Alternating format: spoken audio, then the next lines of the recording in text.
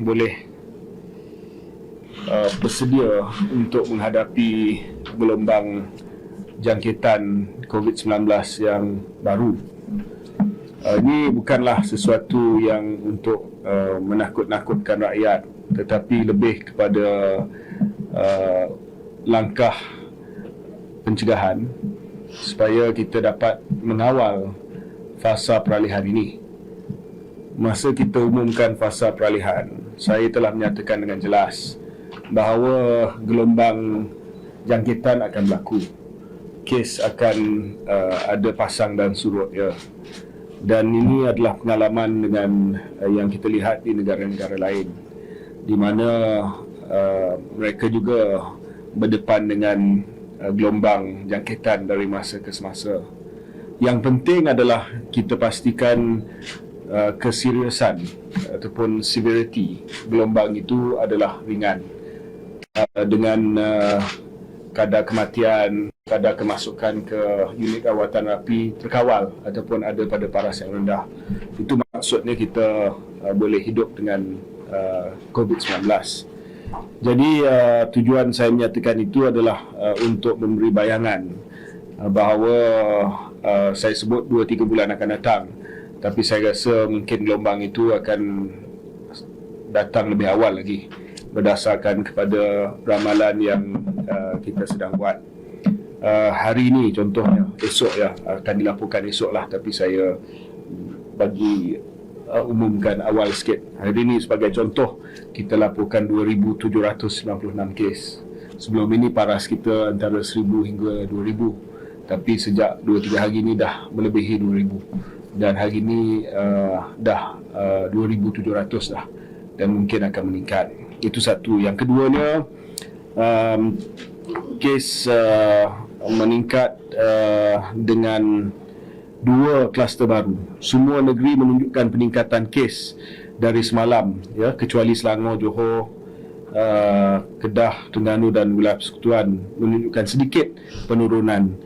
209 kes adalah backlog. Namun demikian kita nampak bahawa ada peningkatan, ya, peningkatan kes-kes. 2 kluster yang baru adalah di kluster pendidikan, kluster pengajian tinggi. Jadi kita melihat bahawa mungkin dalam beberapa minggu yang akan datang ini, sekiranya kita tidak ambil langkah yang berhati-hati, kes akan semakin meningkat.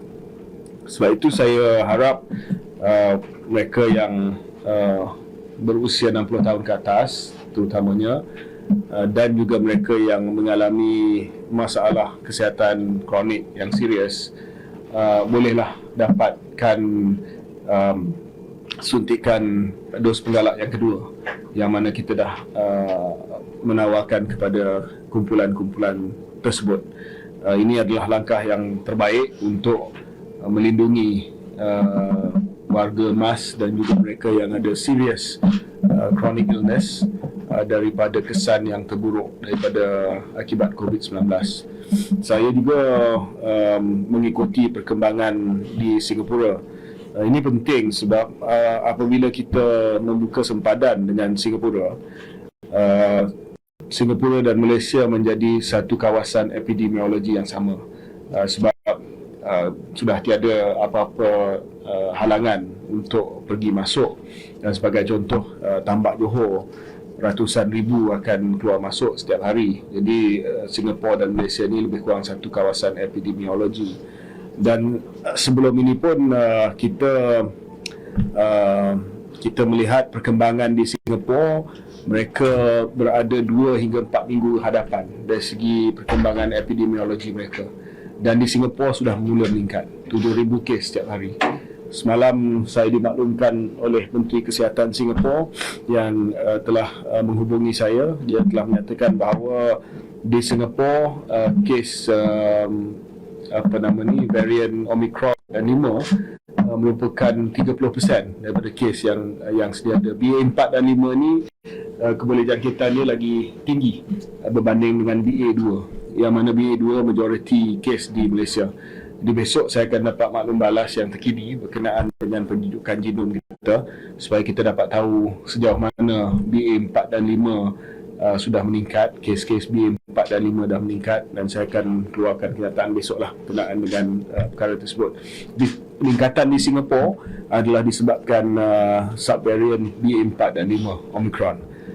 Tapi apa yang kita tahu berkenaan dengan subvarian BA4 dan 5 ini, dari segi kesannya sama dengan sublineage ataupun subvarian Omicron yang asal, iaitu keboleh jangkitan tinggi, tapi dari segi kesan keseriusan klinikal dia ataupun dia punya severity tidaklah terlalu tinggi. Jadi ini adalah sesuatu yang mungkin akan menyebabkan kes meningkat, tetapi dari segi kesan dia masih terkawal seperti mana yang kita hadapi gelombang Omicron. Tetapi ini juga adalah message kepada rakyat bahawa walaupun kita dah masuk ke fasa peralihan, COVID is not over. COVID masih dengan kita, dan inilah sebahagian yang perlu kita melalui sekiranya kita nak hidup dengan COVID-19, ya. Sebab itu kita banyak langkah-langkah pencegahan kesihatan awam masih dikekalkan oleh Kementerian Kesihatan Malaysia. Ada yang tanya saya kenapa pemakaian pelitup muka di kawasan tertutup masih lagi terpakai, sedangkan di negara-negara lain dah tak ada lagi. Inilah disebabnya, sebab kita dah menjangkakan akan berlaku gelombang jangkitan dari masa ke semasa, and we feel that it's better to keep you all safe than to be completely free without any non-pharmaceutical intervention or without any form of public health intervention. Okay.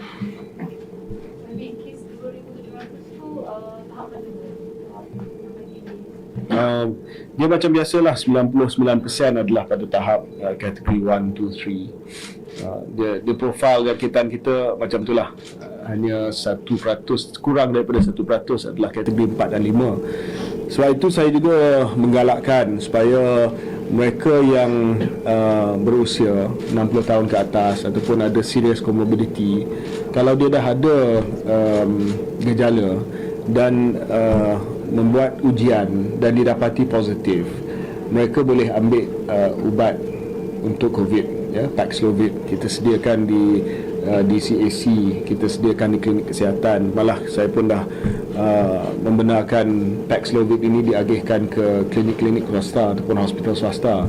Jadi sekarang ini tidak ada sebab, ya, mana-mana pihak pun yang dijangkiti COVID yang berisiko tinggi untuk tidak mendapat rawatan yang disediakan oleh KKM. Tetapi dia kena proaktif lah, sebab kita tak tahu dia positif COVID. Itu dia kena lapor, dia sendiri kena sebab itu kawalan kesihatan kendiri sangat penting, ya. Kalau batuk, kalau demam, cepat buat ujian COVID-19, dan kalau didapati positif, boleh menghubungi KKM ataupun klinik kesihatan yang terdekat untuk dapat Paxlovid. Tapi Paxlovid ni kita tak bagi kepada semua.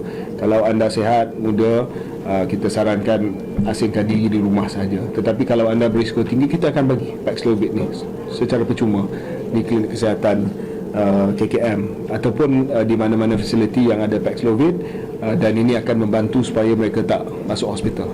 So we will continue to have this Paxlovid as well as the monoclonal antibody treatments for those who have immunocompromised situation, supaya semua senjata ada, vaksin ada, kita punya isolation strategy ada, Paxlovid ada, kita ada monoclonal antibody, Evusheld.